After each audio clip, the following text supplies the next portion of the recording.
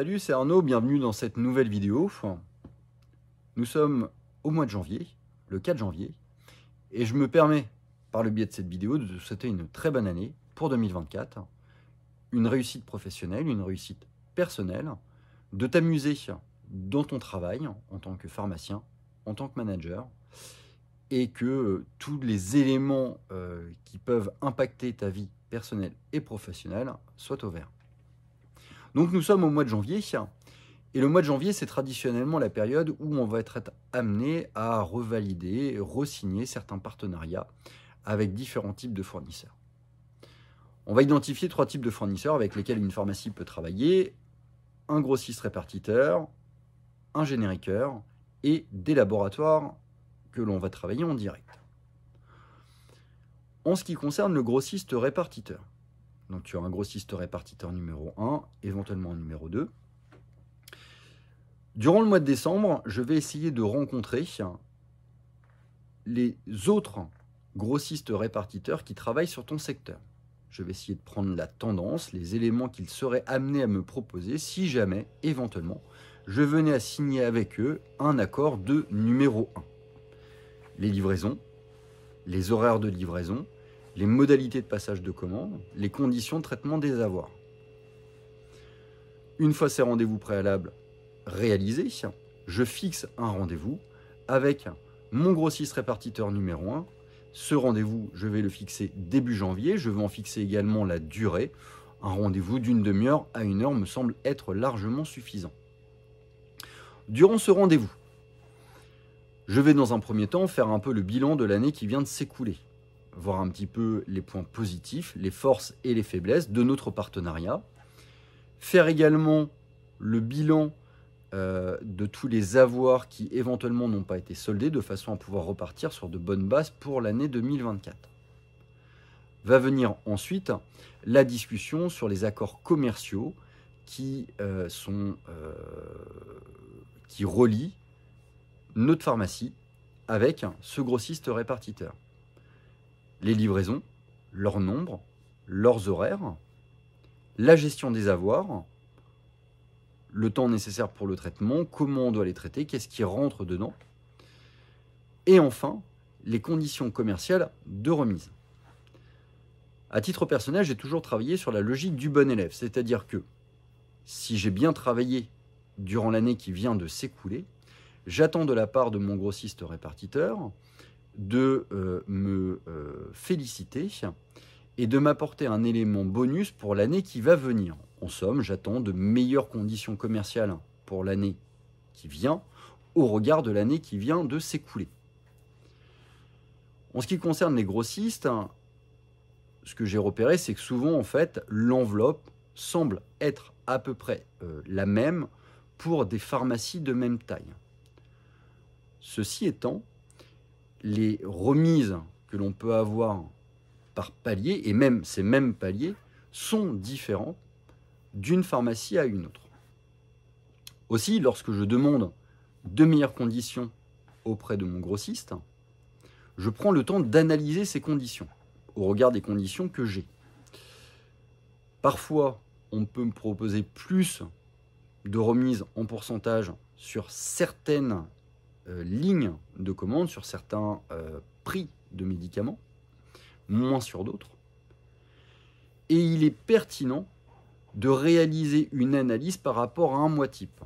En somme, par exemple, je prends moi le mois de novembre, je me demande à mon logiciel de m'externaliser l'ensemble des produits qui ont été commandés durant ce mois type et qu'il me les trie par classe de prix, de 0 à 4,50 €, 4,50 € jusqu'à 150 €, plus de 150 €.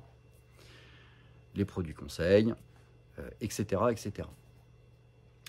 Une fois que ça c'est fait, je rentre les conditions commerciales que j'ai actuellement, je rentre les conditions commerciales que mon grossiste me propose pour l'année en cours, je rentre également les conditions commerciales que les autres grossistes peuvent me proposer, et j'essaye de trouver, d'obtenir les conditions commerciales qui me permettent d'obtenir la meilleure remise pour l'année qui vient. Remise à la boîte ou remise en pourcentage, remise supérieure ou inférieure pour tel palier, à condition que la remise soit supérieure ou inférieure pour tel palier. Parfois, on a des surprises, mais tout ça doit passer par une analyse sur un mois type. Le deuxième prestataire avec lequel une pharmacie travaille, c'est évidemment son génériqueur. Classiquement, une pharmacie va avoir un génériqueur numéro 1, et après, éventuellement un numéro 2 en fonction de sa taille, et d'autres génériqueurs qui vont permettre de pallier le manque sur certaines références. Tout comme le grossiste, durant le mois de décembre, je vais essayer de rencontrer l'ensemble des génériqueurs qui travaillent sur mon secteur, prendre leurs conditions de travail, leurs conditions commerciales. Je fixe un rendez-vous avec mon génériqueur numéro 1, début janvier, puis je fais un bilan de l'année qui vient de s'écouler, les forces et les faiblesses de notre partenariat, ce qui a été et ce qui n'a pas été. Je fais le point également sur tout ce qui a été généré en avoir, des reprises de périmètre par exemple. J'essaye de les solder avant de signer un nouveau partenariat avant ce génériqueur. Je fais le point sur les remises obtenues et les remises qui restent à venir. Puis enfin, je négocie, je discute sur les conditions commerciales qui vont orienter notre partenariat sur l'année à venir. Je négocie les marchés parallèles, la vaccination et les gammes OTC qu'un génériqueur peut avoir, sachant que de toute façon, la vaccination et les marchés OTC ne sont pas forcément corrélés par rapport à ta remise d'activité sur les produits vignettés, que le commercial y a un intérêt, que toi potentiellement tu peux y avoir un intérêt, mais que finalement, en fait, ces deux derniers items, le conseil et la vaccination, sont des items qui peuvent permettre d'améliorer tes conditions commerciales sur ton vignetté.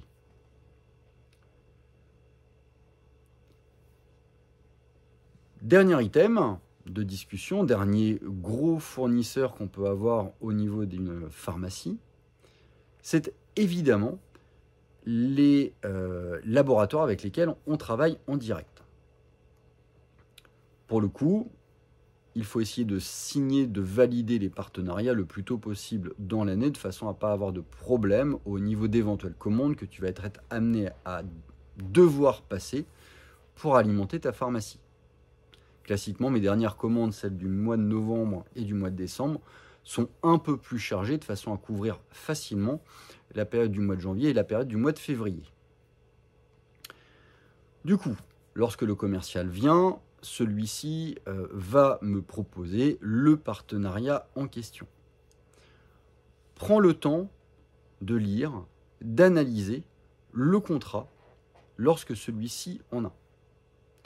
Vérifie les conditions de remise, les paliers d'obtention de remise, mais vérifie surtout les unités obligatoires que tu dois passer.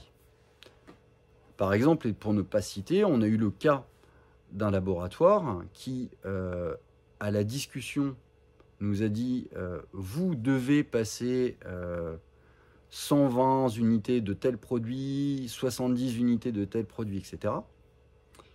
Et en fait, lorsqu'on a regardé le contrat en question, le contrat qui nous liait avec ce laboratoire, précisait que les quantités étaient moindres que celles que le commercial nous demandait de passer. Alors pourquoi le commercial propose ça ? Le commercial, dans sa démarche, lui, il est objectivé sur un nombre d'unités vendues. Peu importe la pharmacie en question, en fait, lui, c'est plutôt un panel global de pharmacies.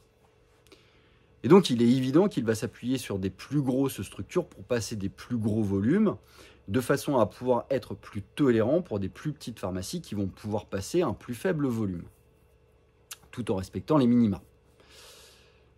Du coup, si jamais tu te retrouves à devoir avoir besoin d'un certain type de produit, mais pas dans les quantités que le commercial te demande, et que le contrat te permet de commander moins, commande moins.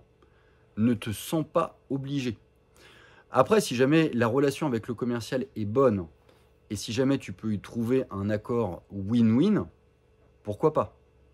Mais ne te sens pas obligé de passer des commandes. Si le commercial te le dit, vérifie d'abord le contrat avant de passer quelconque commande. Encore une fois, avec le commercial, je fais le point sur les produits qui éventuellement ont été repris et qui n'ont toujours pas été à l'origine de la génération d'un avoir. Je fais le point sur les remises, je fais le point sur les conditions de marché. Je fais également le point sur les différentes offres qui vont apparaître durant l'année qui va venir. J'essaye de voir également si le commercial, durant l'année qui va venir, a la capacité de mettre en place des offres commerciales spécifiques à ma pharmacie. En gros, en fait, s'il a un volume financier pour mettre en place des promotions spécifiques à ma pharmacie et différentes finalement de celles qui sont proposées par le laboratoire. Une offre différenciante.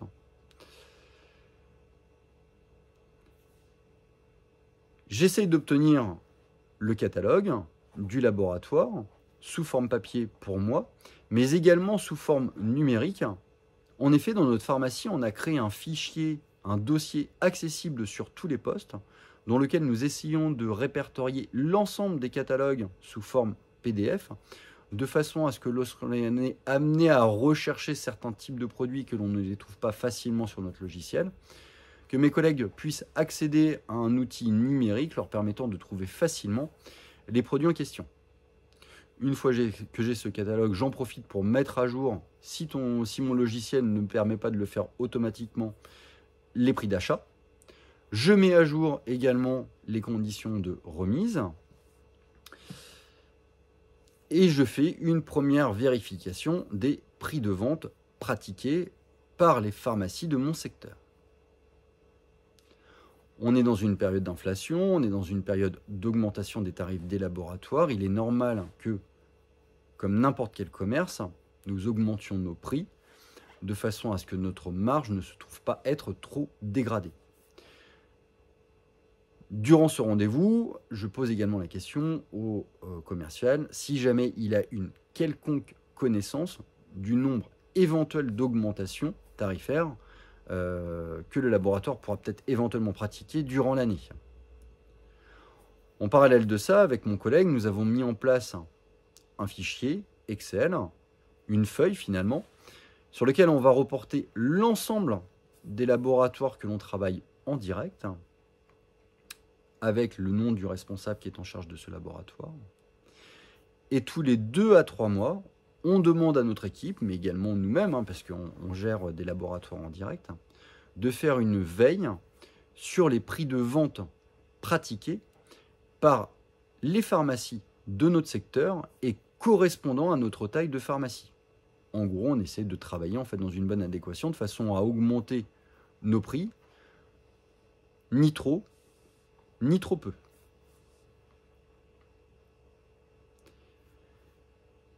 Cette vidéo est désormais terminée. J'espère qu'elle te permettra de mieux aborder le mois de janvier, de mieux travailler en partenariat avec les grossistes, le génériqueur et les laboratoires directs. Je te dis à très bientôt pour une prochaine vidéo. N'hésite pas à t'abonner à cette chaîne, n'hésite pas à me laisser des commentaires sur cette vidéo et sur toutes les autres s'il y a des sujets que tu veux voir abordés dans de prochaines vidéos. À très bientôt.